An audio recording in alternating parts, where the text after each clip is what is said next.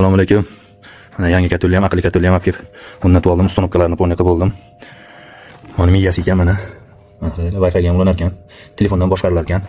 Endi ertaga mana kirish chiqish dimoxodda o'rnatib bo'ldi, ishlaydi, xudo xolasa. Mana kitoblik, 6 kitobligidan. Mana pastki qismi o't yonadigan qismi. Mana aynan shunday ko'mirlar kelib surib berar ekan. Mana kuldon ekan. Kelajakda fikr o'zgarib qolsa, mana shu o't yonadigan bu tomonga ko'chirsa ham bo'ladigan, xuddi qilib qo'yishibdi. Bu tomondan kelajakda gaz kelsa, gazlab qo'ysa ham bo'lar ekan. Motorlari. Ikkita reduktorlik. Tiqilib qolsa, o'zi orqaga qaytarib, yana surib, yana qaytarib, maydalab olib ketadigandan. Mana bunkerlari o'zi ochilar ekan. Ishiniga ekan. Yaxshi narsa ekan, xudo xolasa. Ertaga yoqqandan keyin xudo xolasa.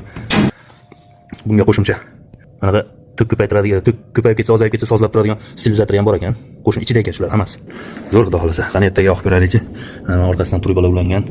Bunkerga ham havo pudab turar ekan. Bezopaslik hisobida. Mana aqlli katolimiz bugun 3 sutka bo'ldi. Mana shu 48 kilolik qopdan 3 qop solgandim. Hop.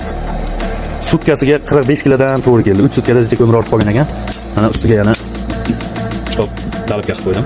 Yana 3 sutka yonaveradigan holatdalar. Mana shunday ko'mir yoqyapti mana. Hop. Bugun 3 sutkada bir quruvchilarni tozalab qo'ydim. 3 sutkada bir tozalash kerak ekan. Mana yonish holatimiz. Mana shunaqa holatda birda yonib turadi.